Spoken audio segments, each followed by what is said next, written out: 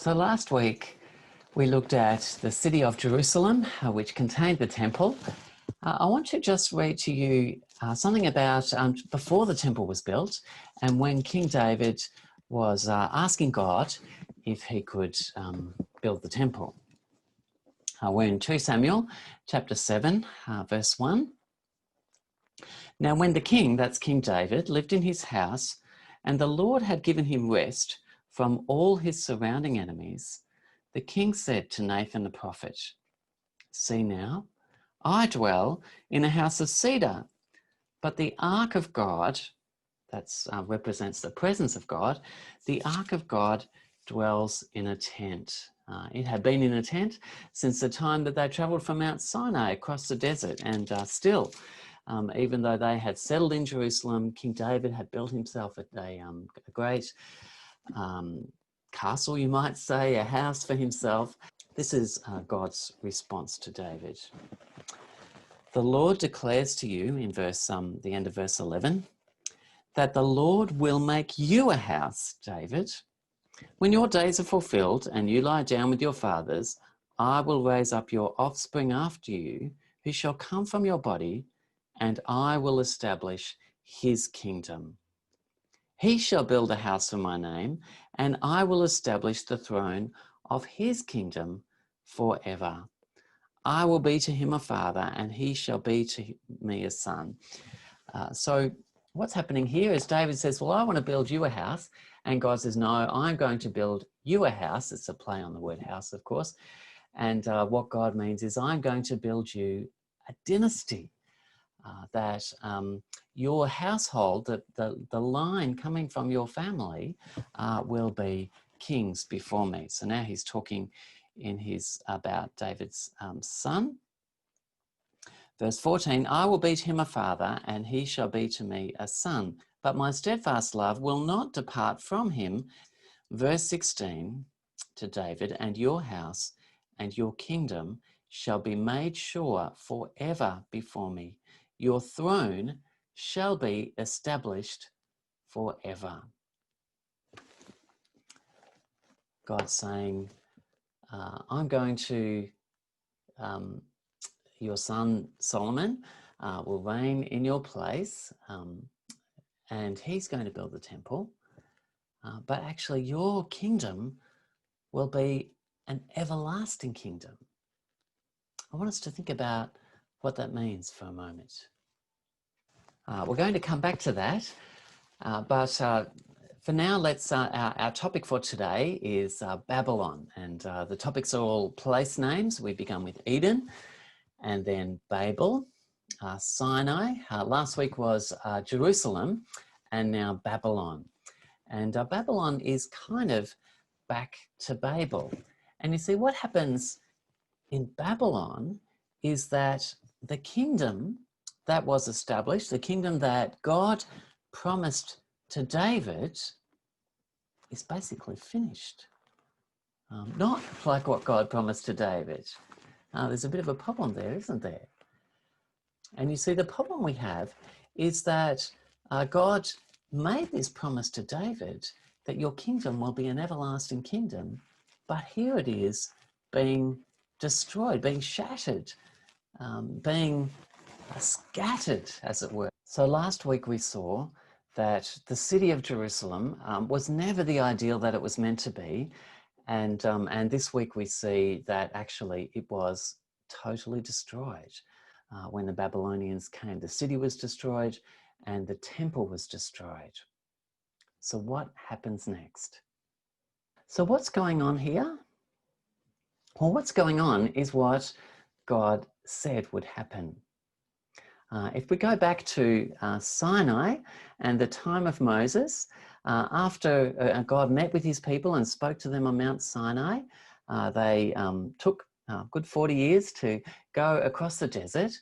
And then when they finally reached the land and they were about to enter, Moses spoke to them in the book of Deuteronomy. And I'd like to read to you some of the things that he said to them there. We're in Deuteronomy chapter 28 and verse 15. "But if you will not obey the voice of the Lord your God, or be careful to do all his commandments and all his statutes that I command to you today, then all these curses shall come upon you and overtake you. Moses has given them the 10 Commandments again and some other instructions from God. And he's saying, if you don't follow God's way, if you don't follow God as your king, as your Lord, then these are the things that are going to happen to you. He continues in verse 25, the Lord will cause you to be defeated before your enemies. We then jump ahead to verse 64. And the Lord will scatter you among all peoples from one end of the earth to the other. This is exactly what God said would happen to them. You see, that the point of this, this series, and we're talking about gathering and scattering, is what we see is when God's people don't follow him, when people try to live without God, then they become scattered. God scatters them. The only way that we can come together as humanity, the only way that we can live in unity is under God, with God, alongside God. And when we don't have God, then that's when the problems begin. In the next chapter of Deuteronomy, after God has scattered them, it says in chapter 29, verse 24, all the nations will say, why has the Lord done this to this land and to the people? What caused the heat of his great anger? Then people will say, it is because they abandoned the covenant of the Lord, the God of their fathers, which he made with them when he brought them out of the land of Egypt. And they went and they served other gods and worshipped them. And the Lord uprooted them from their land in anger and fury and great wrath, and cast them into another land as they are this day. So that's the bad news, what happens when they turn against God.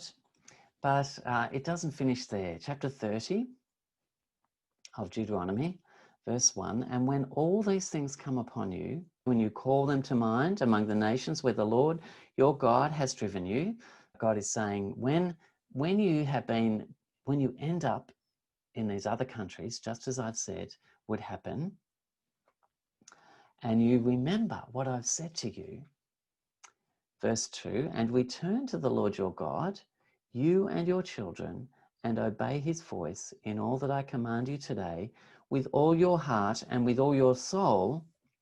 Verse 3, then the Lord your God will restore your fortunes and have compassion on you, and he will gather you again from all the peoples where the Lord your God has scattered you. They will be scattered, but God is going to gather them. Verse 4, if your outcasts are in the uttermost parts of heaven, no matter how far they've been scattered, from there I will gather you. The Lord your God will gather you, and from there he will take you. Verse 5, and the Lord your God will bring you into the land that your fathers possessed, that you may possess it. And he will make you more prosperous and numerous than your fathers. And listen to this one, verse 6. And the Lord your God will circumcise your heart and the heart of your offspring, so that you will love the Lord your God with all your heart and with all your soul, that you may live. Well, here is the good news. When God has sent them off into exile, into Babylon, when they return to God, they remember, they repent, they come back to God, then God says, I will bring you back to the land. He says, you will be more prosperous than you were at the start. And not only that, but I will circumcise your heart.